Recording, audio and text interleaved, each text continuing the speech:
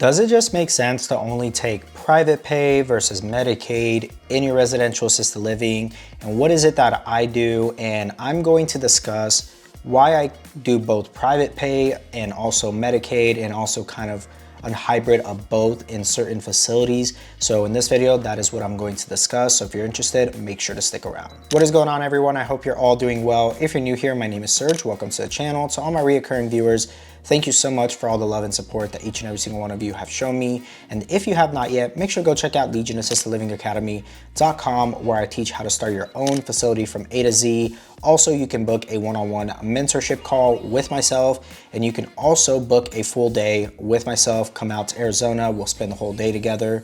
And also go check out valleyalfventures.com if you are an investor looking to passively invest into the space, or if you're an operator looking to expand here in the state of Arizona to multiple locations and you're looking to lease other great locations and partner up with Valley ALF Ventures, we would love to have that discussion. Or if you're looking to potentially sell any of your facilities here in the state of Arizona, we would love to have a conversation with you, or in any other state, just really depends. But feel free to reach out to us and see if it's something we'd be interested in.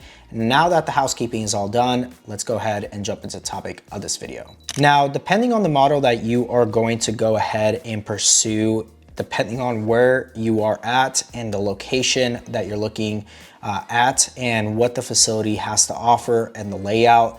You know, a lot of people have this argument, I guess you could say, or debate about if you should just do all private pay, or if you should ever consider doing Medicaid, or if you should do a hybrid. Now, I have facilities that do strictly all private pay.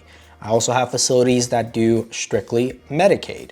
And then I still have facilities that do a combination of both, more so of a ratio of higher private pay and a smaller ratio of Medicaid. Now let's go and talk through why certain facilities that I have are all private pay.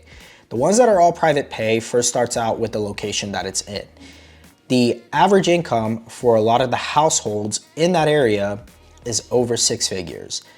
Reason why that's important is because those households can support paying for mom, dad, grandma, grandpa, and then also those grandma, grandpa, the parents, whoever, will also have a lot of funds that they can utilize towards their care.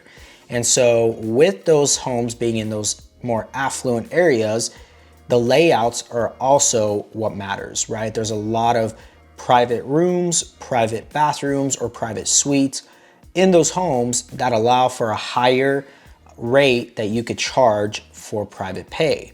Medicaid, what happens is they do not care if it's a private suite. They do not care if it's a private room.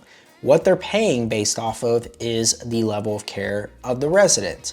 So why is that important? Because the facilities that are only Medicaid for myself and the facilities that I have, a lot of the Medicaid homes that are fully Medicaid are all shared bedrooms. Because again, Medicaid does not care if they're in a private room or in a shared room, meaning they are gonna have a roommate. So you're still gonna be able to get, on average, per individual in that room, what they probably would in that same area for a private room with Medicaid, if that makes sense. So for instance, in certain areas where all the homes are Medicaid that I have, for a private room, you would charge about $4,500 to $5,000 private room.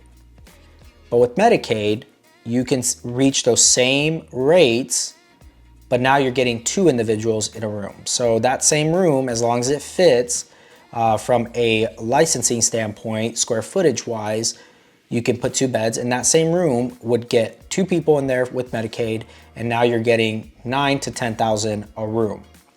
And again, it's because of the area, right? If I can't go charge $10,000 a room in a place that's not as affluent. If it was, then yes, that would make sense to just be a private pay facility.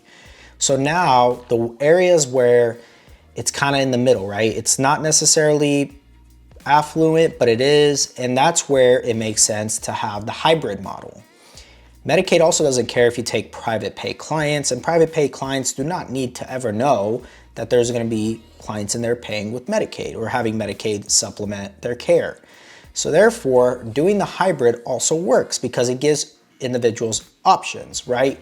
You're going to have individuals who love the area, love the home, but they're just under being able to afford that place, and they're also on Medicaid. So that is where you're gonna be able to really hit that sweet spot. I will say having the hybrid model really keeps your homes full and keeps your beds full. You're always gonna have demand, both from the private pay and both from the Medicaid. You also don't want to pigeonhole yourself depending on the areas you're in and what clients are willing to pay. So I've come to find out, I would say about 60% of my facilities are with the hybrid model. The other 40% are either gonna be strictly Medicaid or strictly private pay. So I've come to find the best success is to have the hybrid model. Medicaid is also great. You're always gonna be essentially guaranteed residence and you're always gonna have your beds filled. There's just caveats when it comes to Medicaid and it makes it a little more difficult. But overall, you're always getting the private pay. Yes, you're in control of the rates you're gonna charge, but it takes longer to fill those beds. So that's a whole nother topic, but that is what you're able to do. I am of the team, do not pigeonhole yourself and give yourself options. And again, there's pros and cons to doing both, but at the same time, you gotta be open-minded to doing both. For a long time, I only did private pay when I first started my facility.